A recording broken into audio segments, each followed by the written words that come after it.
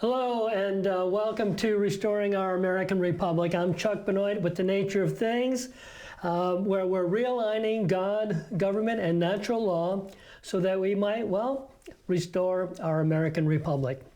Please follow us on Facebook or check us out on YouTube at Restoring Our American Republic -ROAR. And now, if you'd like to take part in the narrative, simply post your comments and we'll be happy to address them whenever relevant to our discussion. As noted in a previous live stream, where barbarism still exists, natural law has been violated. And that's whether you're in China or the Middle East or right here at home.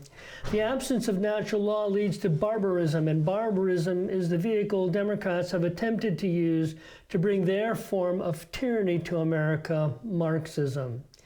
Democrats have used the Ku Klux Klan, Black Lives Matter, Antifa, along with the cartels, human smuggling, Tren de Aragua, access to mainstream America, and all of this to bring instability and fear to America. These are no different than Hitler's brown shirts, which were used to frighten the Germans into submission way back when. The idea is to create confusion, fear, and conflict, and then be the knights in shining armor coming in with their own method of bringing in stability. That would be total government control about what's right, what's wrong, what's evil, what's good, what's acceptable, what's unacceptable. A nation where there is no freedom to believe or even think differently than the state. This is what it means to have a national religion of the man-made variety. When it comes to our civilization, you can't normalize immorality without outlawing morality. Christianity without God is natural law. The value of living within the framework of natural law is a comfortable, prosperous life here in this world. What Christianity provides above that is peace no matter what's happening in the world and an eternity to look forward to. Now you can take that or leave it. But America is still all about prosperity, peace, and stability. None of us will have those things as long as we allow special interest groups to attack them based on their demand to live outside of natural law. They don't have the right, they don't have the ability, and they won't even have the opportunity if the American people will stand up against them. So I'm going to start our little time together, just kind of promoting the Republican Liberty Caucus of Lake and Sumter County. They have their regular June 12th meeting, their regular June meeting on June 12th at 6:30 at Main Street Bank, 1515 State Route 50 in Claremont. And now, if you don't mind, my bringing in my good friend Mike Levine. Mike, how you doing this morning? I'm okay, Chuck, thanks. Great. So, a little bit upset about what's going on in LA. Those riots are kind of akin to the summer of 2020 in Portland, Oregon. These people aren't protesting, they're violently attacking anyone who doesn't think the way they think. So what are your thoughts on this particular topic today? You know, Chuck, it's interesting that I had a long conversation with a friend of mine who lives in Texas who doesn't like Donald Trump. Oh. So she got off on the rant that Donald Trump putting the Marine Corps into Texas is a violation of the state's sovereignty. And she's a paralegal, so and she works for the state of Texas, so she's informed. And but my point to you is, and to her, is that the state of California has a responsibility to uphold federal law.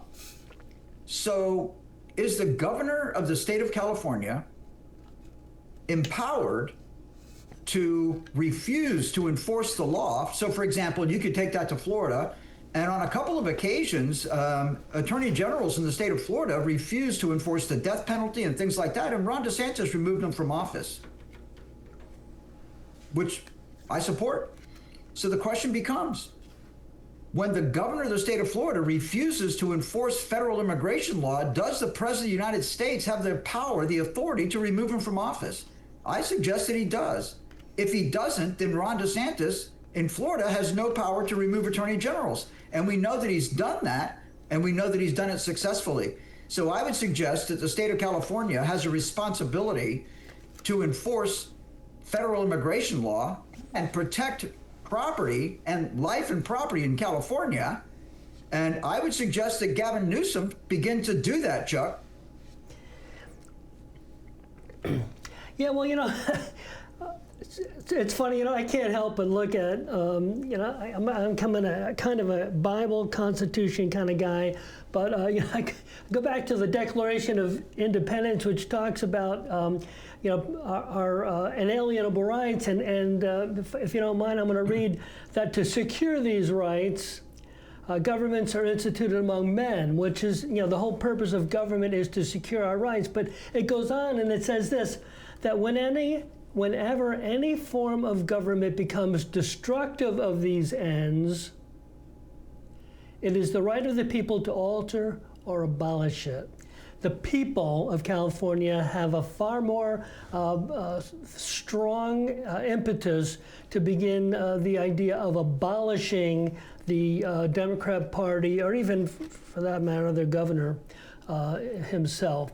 There has to be the people. We, the people, have got to stand up. We have got to do things. When we had the problem with the Secure Florida Act versus the Trump Act, millions of people here in Florida wrote and called and texted and emailed, and we made a difference. And I understand that the Democrats have got a pretty tin ear, but they need tens of millions in California. You need to wake up, California, and write, text, email.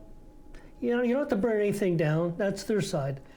But you need to make these people very much aware that we're not in favor of what's happening and how they are governing, because as they're governing to become destructive of these ends, destructive of the ends that government was established for in the first place. Mike. Chuck, it just baffles me on how people can support destruction of property. How can people support the killing of otherwise innocent people? This is inhumane, is putting it mildly. It's putting it mildly. And I don't know how any American, any law-abiding, peaceful citizen of this country can condone what they're seeing, yet they do. It's a mind blower. I wish somebody would explain it to me. I really am interested. Well, how do you support that? I go back, I have all these statistics, and I really apologize to anybody out there that's heard them 100 times. Not that I talk that much, but whenever I talk, these things come up. But way back in 2020, when the America's Values Study came out, they basically said that America has been turning from an historically 60-40 conservative country. Back then in 2020, it was almost 75-25. Well, the number I'm hearing now, and I'm hearing it on the national news, these 80-20 issues, whether it's women in men and women's sports, or trans in children with children, or in their bedrooms or bathrooms. This is an 80-20. So the reality is that we are moving more and more and more from 2020 75-25 to 2025 80-20. These are issues that most of America are opposed to. But what you have is in the news media that represents the 20. and it's just people like you and me who are Yeah, trying to Chuck. stand up and try to talk about the other 80, right? Chuck, the Democrat Party elected officials in Congress support the 20 publicly. Correct. Oh yeah, I agree with that. I mean, honestly, and let me just say to you, Chuck, these people are admitting criminal acts. Yeah, I saw that This is too. treason. No, I have to make this point, Chuck. I have to make this point to make sure everybody's on the same page. Okay? We are at war. The global world must take down America now. This is what you're seeing. This is global oligarchs with all of their extensions, non-governmental organizations. We are at war. So basically, honestly and truly, let's write a letter to the president and say that he needs to declare war on our national enemy, which is globalism. That would If be very you are in nice. favor of globalism, then you are opposed to nationalism. And if you can't support nationalism, then that is a direct assault on this country, which is the definition of treason. When you aid and abet an enemy who is at war with you to take down the country, then you are committing treason. So the way to get to the bottom of this is to declare war on globalism, Chuck. Yes. Unfortunately, most of the Republicans are globalists too, so they just have hidden it well enough. And I can't remember That's when scary, I said Chuck. it. I'm not sure when I said it, or even if I said it on one of our broadcasts, but it's like Donald Trump actually is governing from a Republican perspective. Now, Republican is government of the people. And Donald Trump is actually governing our nation for the first time in, I don't know, maybe my lifetime, as a republic. And what has happened is the Democrat Party has absolutely imploded. That's the power of a Republican form of government. You absolutely destroy the enemy. And although it was democracy that Trump has destroyed, the Democrats haven't governed as a democracy. They've been governing as an autocracy, an oligarchy is the AOC thing. You know, you always know what the Democrats are doing because they accuse the Republicans of doing it. You know, as soon as someone says, you know, oh yeah, those Republicans, they want an oligarchy. I'm sorry, you just told us that that's exactly what it is. You're afraid they're going to take over the oligarchy from you. And that's the reality. You know, the unfortunate thing, or maybe it's the fortunate thing, you know, you're absolutely right in that we do have to declare war before we can have people locked up for treason. Okay, so without war, you can't be considered a traitor of this country. It's the way our Constitution was set up, and it was set up that way because King George was basically just deciding whether or not you were a traitor and hanging you for whatever reasons he wanted. So that was the reason for it. But certainly we need to. If you have somebody out there waving a foreign flag in Los Angeles while shouting death to America or burning the American flag, I don't know, that looks to me like an attack on our nation. What say you? I have a lot to say again, Chuck. So let me just, the easy part is just to agree with you. Okay, true. Then I can start talking about what I want to talk about. Because let me tell you something, Chuck. I think the audience is going to be very interested in this. Chuck,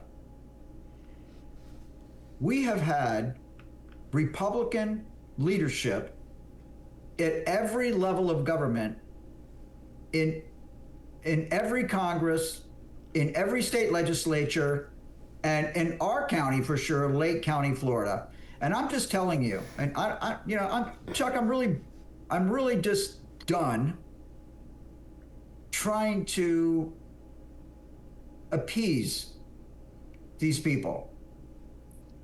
So I suggest to you that if you are a public official, and you have been a public official for 10 years or more, which in Lake County is almost all of them, then you own this. This is your result. We have had Republicans in Congress and the Senate, in executive branch positions in this country, in this state, always, whether we're majority or not, majority, minority, when anyone tramples on the Constitution of the United States of America and on the God-given rights of our citizens, and our elected officials are not hair on fire filibustering this in the chambers of government, then you are complicit. And Chuck, I have had conversations with local, long-term serving elected officials whose parents were elected officials. This is generations. And I'm saying to you, if that is the situation, you are an elected official, you've been in office for 10 years or more, and your parents were in office, and you have never been hair on fire opposing the degradation of our Constitution, then you are the problem, Chuck. Yes, Mike, and with that, I'd like to go ahead and take a little bit of a transition here. I'd like to remind people of another Liberty Caucus event happening on June 17th. There's a J6 fundraiser sponsored by the Republican Liberty Caucus of Lake and Sumter County. It runs from 6 to 8. I don't know if that's a complete, you've got to be there both hours, or if you can come and go, but it's going to be held at the Citrus Tower, Route 27 and Citrus Tower Boulevard. So I just thought maybe we could use that as a little bit of a transition. There's a little bit of information going out there about David Jolly, who's all of us. I guess he used to be a Republican. Now he's running for office for our governor on the Democratic platform. What do you know about David Jolly, Mike? Very interesting subject, actually, when you drill down into it, right? Number one, David Jolly is a lobbyist. Let that sink in. Of course, he's a lawyer. He served in Congress, I think between 2014 and 17, something like that. And of course, he was one of those brilliant Republicans when Donald Trump came down the escalator in 2015 and ran for president in 2016. David Jolly thought that being on the opposition side of the Trump campaign was his best political path to success. We all know that Trump won the election, which put Jolly out of favor in the Republican Party, even though many, many Republicans to this day are pretending to be Trump supporters when they're really not. But long story short, David Jolly's robust and outspoken opposition to Donald Trump left him in a bad political situation. So what did David Jolly do? He left the Republican Party, became no party affiliation. What does that remind you of? I think our Governor Charlie Crist served as a Republican and then went NPA when he was no longer palatable to Main Street Republicans, even though Main Street Republicans have very little voice in what goes on in the Republican Party. As your friend Dean Black informed us the other day, that the elected Republicans get to decide what the word Republican means. So David Jolly left the party, became an NPA, and now David Jolly wants to be the governor. And like Charlie Crist, he's running as a Democrat, Chuck. Yeah, well, that's probably all we need to know about David Jolly. So did I effectively answer your question, Chuck? Well, yeah, I mean, Is that enough for you? Or? Do you Well, I need got more? his name was in the news. I thought maybe you'd have something to say about it, and I was right. Well, let me Up tell you to something, run. Chuck. As we talked about, I'm just saying to you that I am just so fed up with the political posturing and wrangling, and not only in politics, but in every sector of our society in America. Everybody is spinning it, gaslighting people, setting themselves up to be something that they're not, fictitiously presenting their story to the people, which has nothing to do with reality. And if it wasn't for people like us, Chuck, then nobody would know. And you just continue to elect people who lie to you, tell you they're one thing when they're actually not. And it is rampant right here in the great state of Florida, Chuck. Well, we're talking about people who say they're one thing and may or may not be who they say they are. Well, there is a contested race in, I guess CD6 would be Randy Fine versus Aaron Baker. What do you know about it? Well, let's start with Aaron Baker, because I think Aaron would be someone that most people wouldn't know. What do you know about Aaron Baker? Do you have a lot there for us, Mike? Yeah, I've gotten to know Aaron Baker reasonably well over the last month or two. He ran against Randy Fine in the special election when Randy Fine and Aaron Baker and some others ran to fill Michael Waltz's vacated House seat because Trump made Michael Waltz the national security advisor. So, based on the selection process, let me emphasize the word selection. The political machine recommended to Trump somehow that Randy Fine would get endorsed by Trump. Whether that was driven by Michael Waltz or Susie Wiles, Donald Trump's chief of staff is Susie Wiles, whether it was Corey Lewandowski, who's also very influential over Trump endorsements, and I think I already said Michael Waltz because it was his seat. So it could be that Michael Waltz put it up and then Susie thought it was a pretty good idea. And maybe Corey Lewandowski didn't have anything to say about it, or maybe he did get involved, who knows? But long story short, Trump endorsed Randy Fine for Congress to replace Michael Waltz in Congressional District CD6. So the Democrats put up a candidate, Aaron Baker, who was a local general contractor who actually lives in the district, by the way, ladies and gentlemen. Randy Fine does not live in the district. If that matters to you, I've experienced over my career in politics that living in the district, even if it's statutorily required, doesn't mean anything at the ballot box because we continuously elect people who don't live in their district, which I'm opposed to, but most voters either don't know or don't care. So Aaron Baker, who is a general contractor living in Sorrento in Lake County, which is in the district, put up opposition to Randy Fine. And, then you went through the whole thing, and the Republican Party was really petrified, fearful that Randy Fine was such a mess that he couldn't get elected. But the fact of the matter is that the district is so red that no matter who, particularly President Trump endorsed, whoever came out of the Republican primary, let's just say, could not have lost to a Democrat.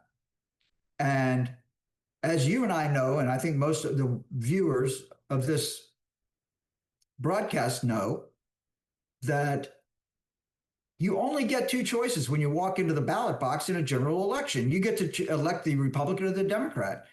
And in Congressional District 6, we have such an overwhelming majority of Republicans that it allowed Randy Fine, a horrible candidate, to win by 14 or 15 points because voters in CD6 are not going to vote for a Democrat right now.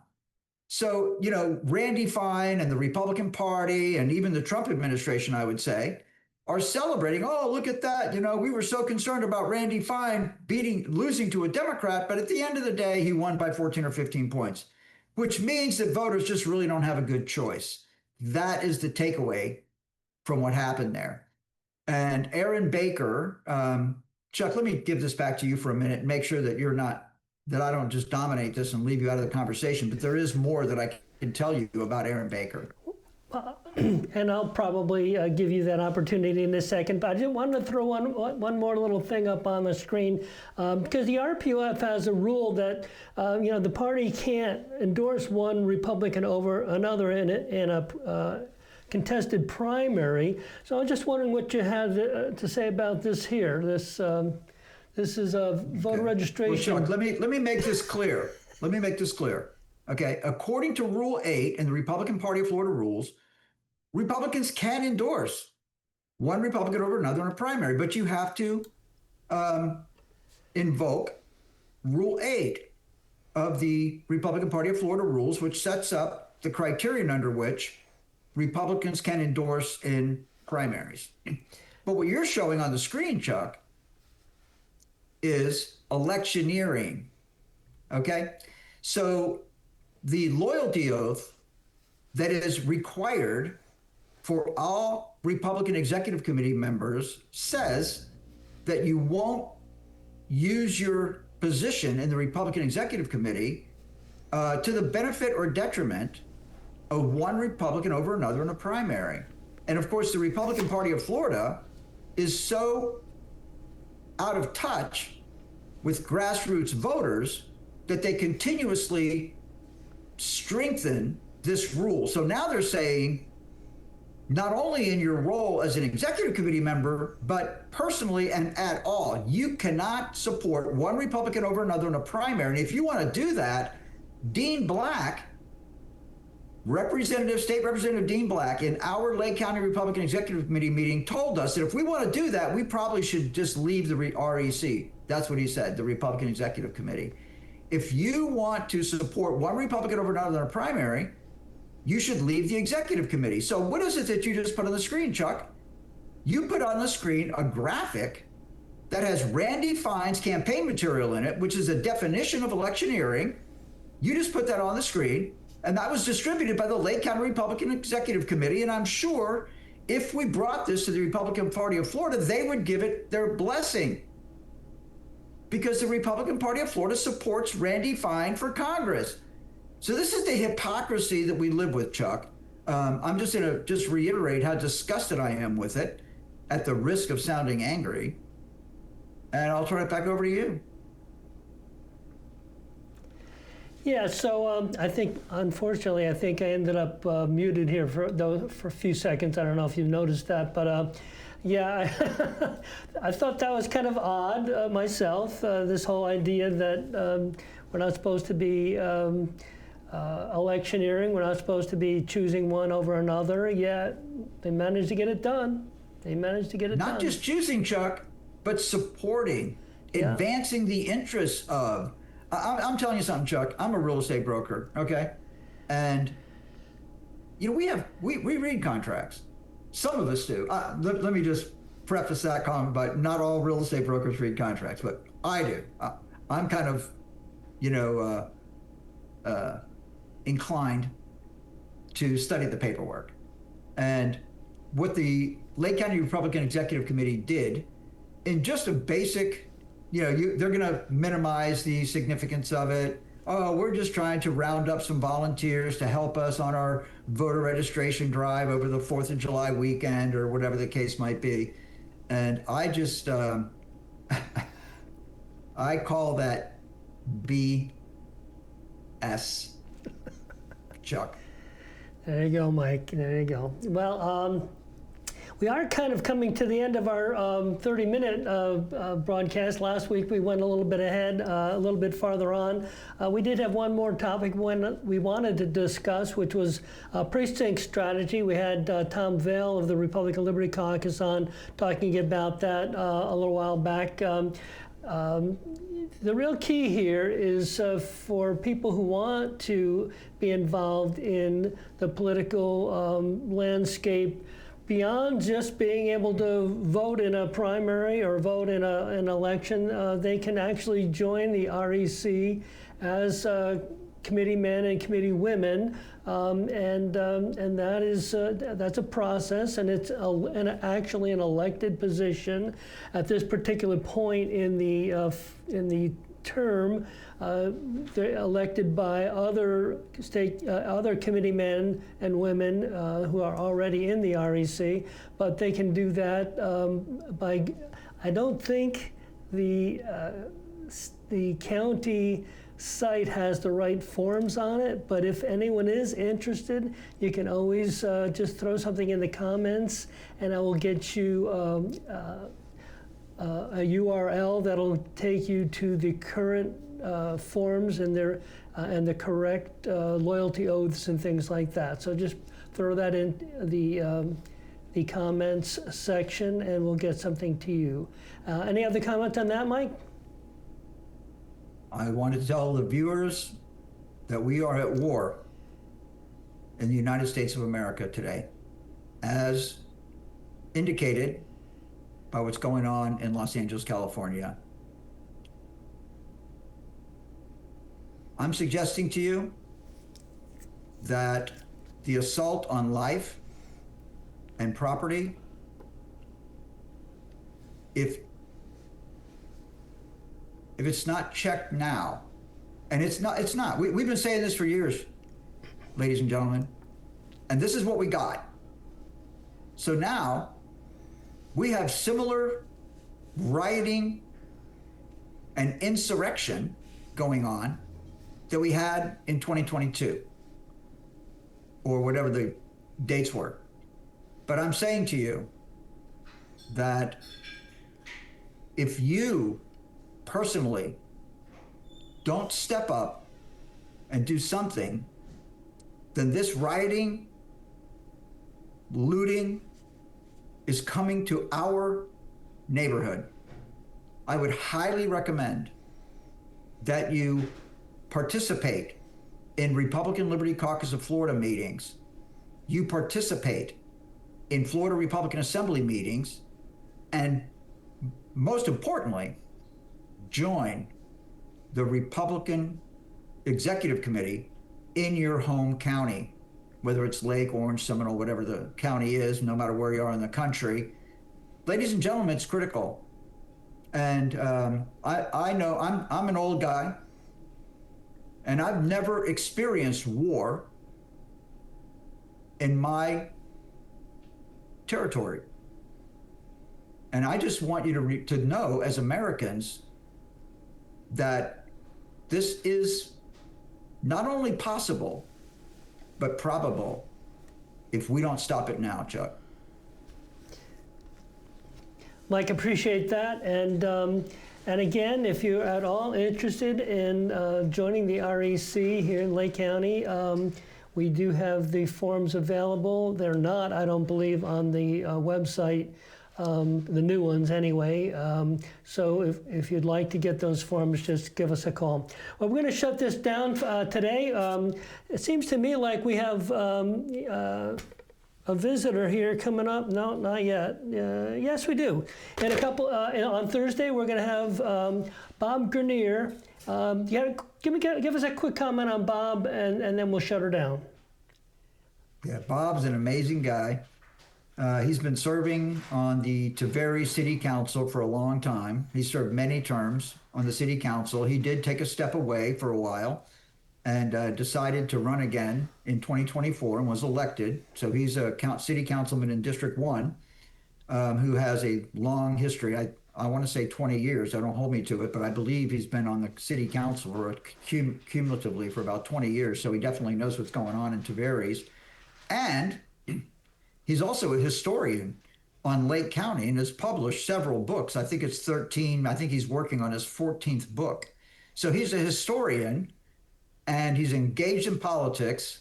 So he will bring a lot of institutional knowledge to the conversation that's going on, whether it's federal, state, or local, Chuck. Super. Well, look, ladies and gentlemen, don't forget to like and share our little live stream here, and tune in this Thursday. We'll have Bob Grenier with us, and look forward to seeing you then. God bless you, and God bless America.